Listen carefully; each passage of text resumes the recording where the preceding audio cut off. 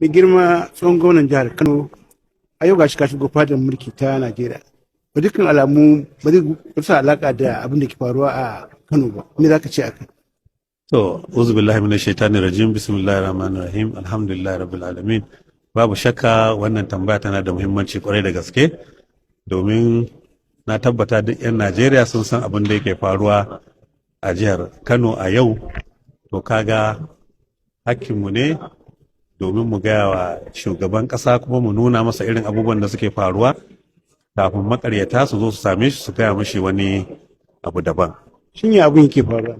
Wato abin da ya faru shine ka san yadda gwamnati take da kuma mulkin jama'a da kuma aiki na ci gaba. A yanzu yadda al'amura na duniya suka ɗauko, gwamnati ita kaɗai ba za ta iya ɗaukar nauyin ci gaban wato al'umma ba, sai an haɗa da wato 'yan kasuwa. To saboda haka akwai wata tsohuwar hotel da ake kira Daula Hotel, wacce take an yi ta tun lokacin Alhaji Audu Bako, Allah ya ji kansa. Wannan tsohuwar hotel, sanda gwamna Kwankwaso yake gwamna ne, ina mataimakin shi, ya raba, domin tana da girma sosai, banda ma ginin tana da tana da faɗin wato ƙasa sosai da sosai. Gwamna Rabi Musa Kwankwaso ya raba fulotai, kuma ina so idan ba haka bane ya zo ya gaya jama'a cewa bai raba fulotai ba, waɗanda aka ba fulotan nan za su so su ce ya ba su. Kuma shi kansa ya gina gida wanda ya bayar haya, a yanzu haka wannan gida yana nan a Daula Hotel.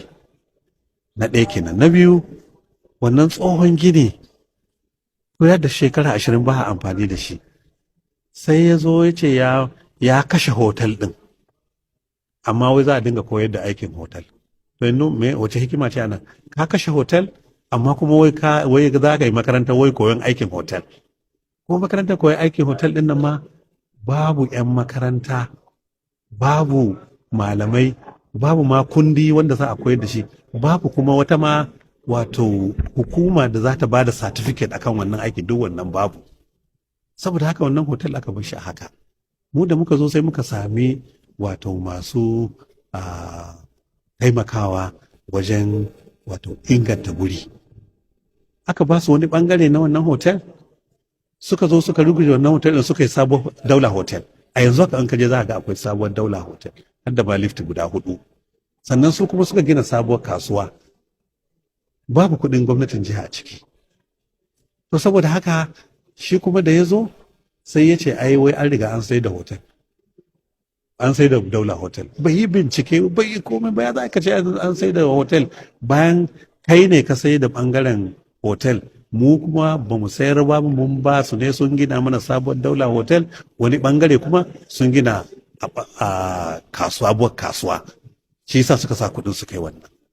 Kaga wannan na ɗaya kenan. Na biyu, akwai magana Triumph, ko 'yan jarida ne kun san wanda ya kafa Triumph, kuma kun san yadda Triumph ta yi training ɗin wato 'yan jarida a ƙasar nan. Muhammadu Abubakar Rimi, Allah ya ji kansa, da Kwankwaso ya zo sai ya kashe wannan jarida, don kun san shi duk abin da ya shafi Abubakar Rimi dama baya son sa. Saboda ya kashe wannan jarida, ma'aikatan waɗansu aka sallame su, waɗansu kuma aka tura su ma'aikatu. Saboda haka maganar Triumph ta riga ta mutu kurmus. Da muka dawo kuma building ɗin Triumph babban gini ne, amma kamar yadda kuka sani buga jarida na zamani baya bukatar babban gini kamar yadda ake bukata da. Injinan ma da ake amfani da su ba a bukatar irin wannan manyan injina kamar yadda ake bukata yanzu. Saboda haka wannan bangare dama an ba Open University suna yin karatu a ciki. Wani bangaren kuma muka samu wato 'yan kasuwa waɗanda suka inganta tsofaffin gine-gine su mai da su wato abu ne na wato samun kuɗin shiga sosai da sosai ga gwamnati. Saboda haka Triumph, wannan babban wannan developer ya je ya gina masu sabon ofis, sannan kuma an sa masu na'urori na gina sabon jarida. Yanzu Triumph ta riga ta dawo kala 3, akwai ta Turanci, akwai ta Hausa, akwai ta Ajami, kamar yadda Abubakar Rimi ya yi wannan jarida. To me laifin mu yanzu don mun yi wannan? Saboda haka wannan tsohon gini na Triumph, shi kuma 'yan kasuwa aka gina kantuna saboda wato masu canjin kuɗi, Beru da change. Sannan aka ɗauki wato waɗannan kantuna aka ba Triumph kowace shekara za su samu miliyan 45 kuɗin shiga. Sannan kuma an gina musu sabon wuri.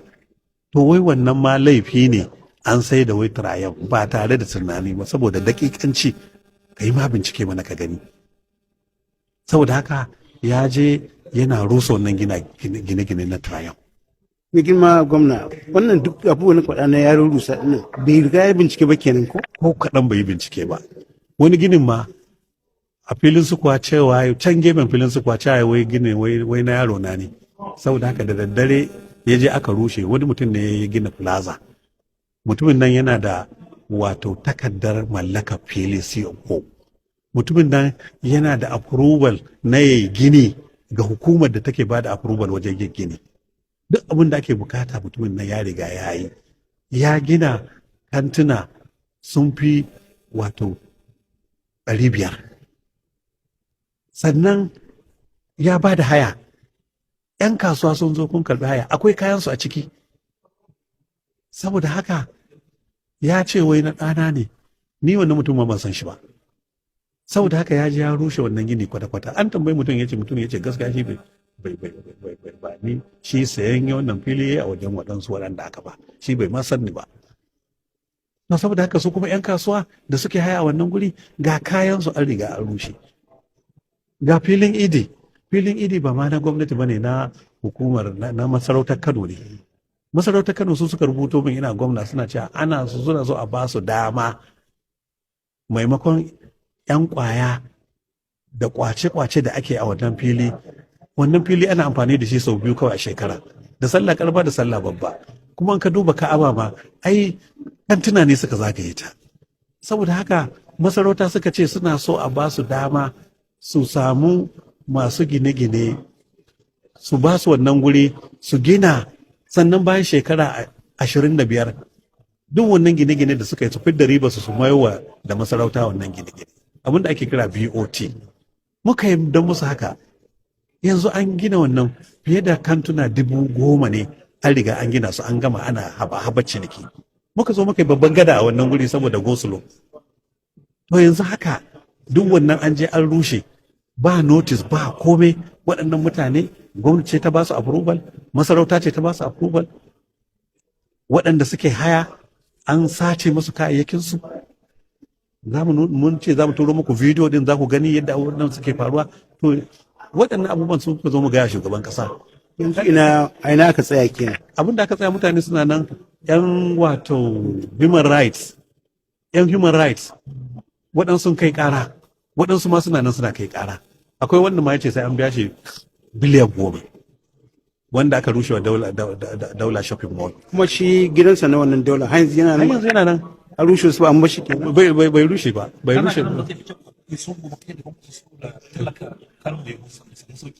talaka kwanan ai Kwankwaso ne mu mun gina Kano ai Kano ko ba da tsaro da muka yi a Kano babu jihar da tafi Kano tsaro kai ka sani mun yi amfani da na'urori wajen ba da tsaro a jihar Kano kuma babu wanda ya fi gwamnatin dawo da habar ciniki a jihar Kano domin mun yi manya-manyan wato kasuwanni waɗanda yake matasa sun samu aikin yi. Ina tsohon gwamnan Kano yanzu hankali a tashe yake wani kira ga mutanen Kano domin su kwantar da hankalinsu. Su yi haƙuri amma su tafi kotu amma kai ma ka yadda da yanzu akwai tashi hankali a Kano ko? Kowa ya shakka. Kuma kantunan nan ba na ganduje ko ɗaya ko na ɗan ganduje ko ɗaya babu. Saboda haka su yi haƙuri Allah zai rama musu amma dai tsinuwa da ake wannan gwamnati kowa ya sani yanzu tsinuwa da ake wa Kwankwaso a Kano yanzu kowa ya sani. Amma kana wani shawarar su tafi kotu maimakon su tada hankali. A kada su tada hankali su tafi kotu kuma ya yi furuci ma wai za a ci gaba ya yi furuci wai ai alƙawarin da suka yi wa magoya baya kenan cewa an sun zo za su yi rushe-rushe saboda haka yasa suka zo suka rushe-rushe. Magoya bayan ba su shiga cikin rusan ba? Kwarai da gaske akwai da yawa magoya bayan su wanda an rushe musu kantuna suna nan suna tsinuwa